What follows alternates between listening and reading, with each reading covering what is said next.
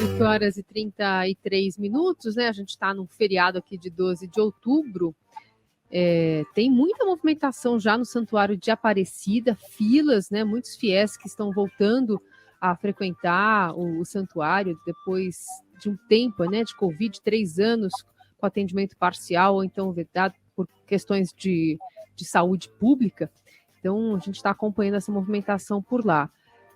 Também em relação à movimentação aqui na capital paulista, porque tem diversos serviços que estão funcionando e outros de maneira parcial. Por exemplo, vacinação contra a Covid e poliomielite, né? Tem campanha ampliada em diversos estados, em São Paulo também. Por aqui, essas vacinas estão sendo administradas desde as 7 da manhã até as 7 da noite nas AMAs, nas unidades básicas de saúde integradas, né, junto com as assistências médicas ambulatoriais. Também, a gente lembra que CPTM, Metrô e MTU tem mudanças na operação durante esse feriado. CPTM, por exemplo, vai operar com grade de intervalo semelhante ao de um domingo e com trens reserva para atender um possível aumento de demanda, assim como o metrô. Algumas linhas da SP Trans também vão circular de forma parecida com o sábado, portanto, com menos ônibus nas ruas, e o rodízio de veículos vamos falar agora. Que está suspenso, né, na capital paulista nesta quarta. Vamos, ministro.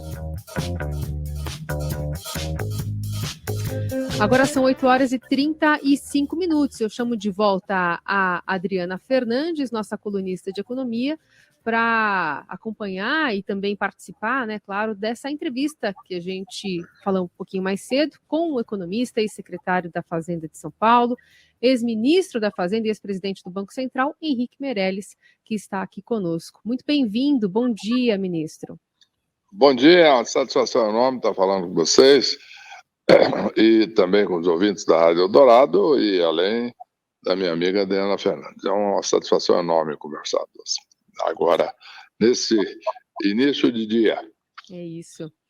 Bom, ministro, a gente está vendo uma movimentação bastante grande por conta desse segundo turno das eleições, já candidatos à presidência da República de outras eleições passadas se reunindo com o ex-presidente Lula para declarar apoio ao petista contra Jair Bolsonaro, dentre eles o senhor, que concorreu em 2018. Depois houve também aquela aproximação de nomes da área econômica, né, outros ex-ministros da Fazenda e Banco Central, como Pedro Malan, Armínio Fraga e Pércio Arida. O que essa reaproximação, de maneira geral, aponta para um eventual governo, na sua visão? E, mais especificamente, qual seria o seu papel também no meio disso tudo? Deixa eu lhe falar primeiro da minha motivação, quer dizer, o que me levou a tomar essa atitude. Eu trabalhei com o ex-presidente Lula durante 8 anos, quando eu fui presidente do Banco Central, durante toda a gestão dele. Durante aquele período, nós trabalhamos bem juntos, o Banco Central teve total autonomia e um ponto muito importante, que naquele período não existia ainda autonomia legal, formal do Banco Central. No entanto, mediante um acordo entre ele e eu, nós decidimos desde o início, desde que ele me convidou, que eu teria uma atuação independente. O que aconteceu, eu não só cumpri o acordo, atuei de maneira totalmente independente, como ele honrou o acordo e me manteve no cargo. Portanto, eu tive uma experiência muito boa. Agora, o que foi de fato relevante, decisivo, é o resultado. Eu sou uma pessoa que sou focado em resultado. Naquele caso, durante os 8 anos, o Brasil cresceu 4% em média durante 8 anos, o que é impressionante, não só em termos internacionais, mas comparado a essas taxas dos últimos anos do Brasil. E também o Brasil criou, naquele período, quase 11 milhões de empregos e acumulou reservas internacionais, deixando para trás, de uma vez por todas, aquela questão das crises cambiais, etc., como alguns países vizinhos ainda têm que enfrentar até hoje. Portanto, foi uma trajetória e um trabalho de muito sucesso. Eu disse, inclusive, lá em público, e a ele, que era esta a razão de eu estar manifestando aquele apoio, dentro da expectativa que ele fosse repetir aquilo que dá certo. Isto é, austeridade fiscal e toda uma série de medidas nesse sentido, quer dizer, responsabilidade. Naquela época, ele, de fato, controlou despesas e o país cresceu muito, aumentou receitas, gerou superávit primários do governo federal muito grandes, e, portanto, foi um período muito bem sucedido. Baseado nisso, eu digo, a minha expectativa é que o que deu certo seja repetido, né? Apesar de eu discordar de vários pontos do programa de campanha que estão em outra direção. Mas, no final, eu disse uma coisa muito importante: eu espero que a realidade prevaleça e o que dê certo seja repetido, portanto. Essa foi a minha motivação. Agora, outros candidatos tiveram outras razões, outros ex-candidatos, né, a presidente, que na área na questão política ou na defesa da democracia, ou etc. E os economistas entraram, outros economistas deram apoio depois do primeiro turno, exatamente fazendo uma opção, escolhendo o que eles julgaram ser a melhor opção. Agora, ministro, o senhor citou aí o seu período com Lula, à frente do Banco Central, mas depois o senhor foi ministro da Fazenda, de Michel Temer, e criou o teto de gastos. Nós acabamos de reproduzir uma fala de ontem do ex-presidente Lula, em que ele disse que ele não precisa de uma lei para ser responsável. Desculpa, uma entrevista do ex-presidente? Isso, ontem mesmo ele declarou isso, que ele não precisa de uma lei para cumprir as regras fiscais. O que o senhor pensa sobre isso? Precisa haver um teto de gastos ou um substituto legal para o teto de gastos? Olha, a realidade mostrou que sim. Eu entendo as boas intenções dele, eu entendo tudo aquilo que ele está dizendo, mas o fato concreto é que durante 25 anos no Brasil, de 1991 até 2016, as despesas públicas no Brasil cresceram uma barbaridade, cresceram taxas reais acima da inflação de 6% ao ano, acima da inflação. Durante esse período todo, inclusive, em última análise, é o que envolve, inclusive, o governo dele. Acelerou um pouco durante o período de 2011 a 2016, mas o fato é que houve um crescimento constante. E nós estamos vendo agora o orçamento secreto no Congresso, emendas de relator, muito poder orçamentário na mão do Congresso, etc. Eu acredito, no entanto, pela minha experiência lá, na área da Fazenda e na área do Banco Central, de que o que de fato funciona é quando você bota um limite legal. Porque no momento em que você bota um limite, nesse caso, constitucional, não é nem uma lei, uma emenda, é uma Constituição, um artigo da Constituição. Ele força a definição de prioridades. Isto é, ele força uma escolha. E a escolha agora tem que ser muito simples, né? Aplicar o teto de gastos e fazer as reformas que são necessárias exatamente pela existência do teto de gastos. Quer dizer, o teto de gastos força a prioridade. Vou te dar um exemplo concreto. Reforma da Previdência.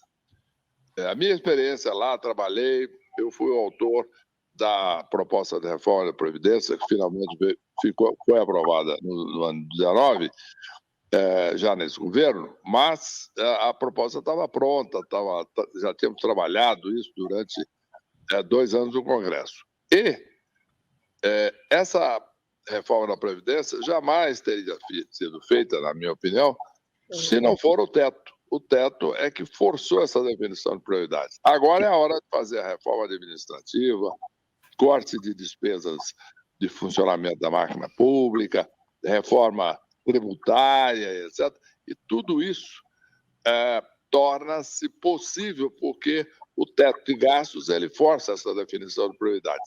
Sem teto não tem custo. Não, bota mais uma despesa aqui, bota uma despesa ali, faz um acordo aqui, beneficia um setor empresarial, beneficia um setor econômico, beneficia um setor do país, uma região do país, etc.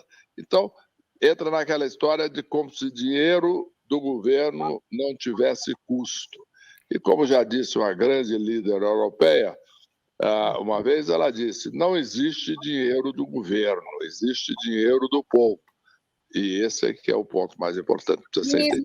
Como é que o senhor acha que dá para melhorar o teto de gastos, aperfeiçoá-lo, já que foi furado várias vezes, né? E como que também o senhor vê essas cobranças para que o ex-presidente Lula dê detalhes da regra fiscal que ele está discutindo internamente na campanha? Eu recebi uma pergunta direta há algum tempo atrás, numa palestra que eu estava fazendo, que alguém disse, bom, o problema é que o teto de gastos foi desmoralizado. A minha resposta foi, o teto de gastos não foi desmoralizado. O que foi desmoralizado foi a política fiscal que não seguiu o teto de gastos. Né? O teto de gastos, como instrumento, uma vez seguido, é muito eficiente, é muito eficaz.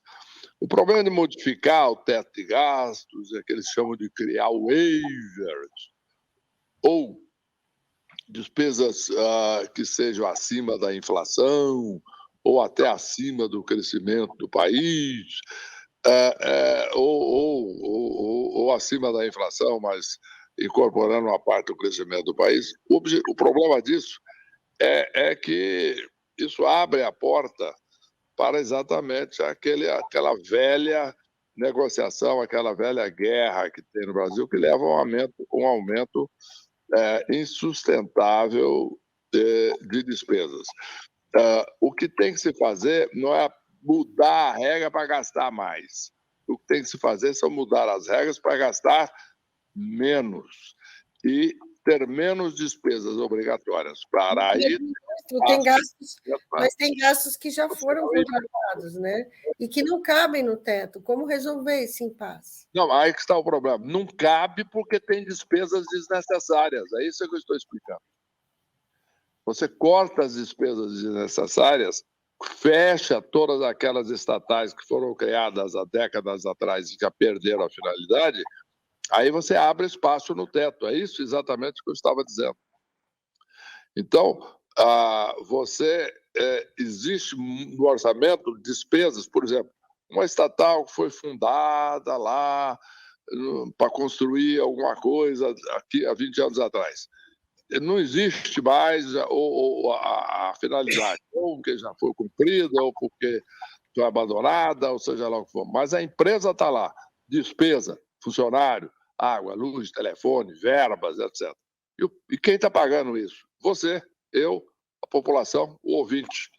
Então, o que acontece? Nós temos que cortar essas despesas todas e o teto, para isso, teria espaço para investimento social, investimento de infraestrutura, etc. E a finalidade do teto é exatamente essa, obrigar o corte das despesas desnecessárias, das despesas que, na realidade, não são úteis ao país. Ministro, ontem a FMI piorou bastante as projeções para a economia mundial, diz que o pior está por vir, fala que, inclusive, foi criticada pelo ministro nosso da Economia, ainda que o fundo agora espere um crescimento maior no Brasil, de 2,8% em 2022, Paulo Guedes avalia que as estimativas têm falhado por militância e narrativa política. Queria entender a sua visão, se é o fundo ou a equipe econômica que está meio míope. Olha, é o seguinte, bom, primeiro, é normal que a econômica sempre procure levar uma mensagem de otimismo, etc., e procurar fazer com que as pessoas tenham maior confiança na economia, etc. Mas, além disso, a grande realidade é o seguinte, houve uma grande injeção de dinheiro público este ano no país. E isso levou a um crescimento muito maior do que o esperado, não tem dúvida. Tem essas estimativas aí, que estava em 2,5, agora já existem instituições falando em 2,8 e etc. No entanto, não será possível a sustentabilidade de todo esse patamar de despesas. Então, o que nós estamos vendo? Nós estamos vendo aí uma projeção de crescimento menor para o ano que vem, dramaticamente menor, aí ao redor de 0,5%. No momento em que a economia mundial vai estar muito mal, porque nós tivemos aí o problema da injeção de dinheiro público no mundo todo em função da pandemia, isso gerou inflação. Por outro lado, a desorganização das cadeias mundiais de produção por causa da pandemia também ajudaram isso, então gerou uma inflação. E agora com a guerra da Ucrânia, que está levando à falta de energia, principalmente de gás para a Europa, e de fertilizantes, inclusive, que afeta o Brasil, oferta de fertilizantes, e uma série de outras coisas. E, além do mais, né, todo esse processo, então, é uma inflação que tem que ser combatida. Os bancos centrais do mundo estão subindo a taxa de juros. Então, nós temos uma economia desorganizada por causa da pandemia, com a guerra, e agora com os bancos centrais subindo a taxa de juros e gerando a recessão para tentar eliminar a inflação e os países poderem retornar à normalidade. Pois bem, com tudo isso, não há dúvida que é um momento difícil para a economia brasileira, porque nós vamos ter que enfrentar um novo governo entrando nessa situação. Qualquer que seja o novo presidente, eu acho que ele tem que, antes de mais nada, colocar a casa em ordem, tá certo? E colocar a casa em ordem para enfrentar uma situação mundial difícil. Nós temos que fazer o que eu disse, reforma administrativa, reforma tributária, respeitar a responsabilidade fiscal e, com isso, enfrentar um mundo adverso em 23. E o senhor pode ser essa pessoa? Olha, eu normalmente, como eu tenho como prática na minha vida profissional, eu não trabalho, não perco tempo pensando, tomando decisões por hipóteses. Caso isso aconteça, que eu vou fazer, não vou fazer, eu vou aceitar, não vou aceitar. Eu já, em 2000, um pouco antes, quando o presidente Lula assumiu, em 2002, eu recebi não foi exatamente um convite, mas foi um aviso dele, de que ele pensava em me escolher, e etc. Eu falei, olha, eu não vou tomar uma decisão baseada numa hipótese, né, que se for convidado, eu estou preparado. Eu vou seguir a minha vida normalmente, o presidente seguiu a vida normalmente dele, ele venceu a eleição, eu também. Posteriormente, em final de novembro, depois da eleição, ele me convidou, nós negociamos as condições, chegamos a um acordo, eu assumi a presidência do Banco Central. Em resumo, é essa a minha postura. Agora, mesmo muitas vezes na vida pública ou na vida privada, eu recebi convites também que nós não chegamos a um acordo, que eu não aceitei. Em resumo, o importante agora é nós termos uma eleição de segundo turno pacífica, que a população seja o mais bem esclarecida possível, façamos aí uma boa escolha e a partir daí vamos em frente e vamos tomar as melhores decisões possíveis.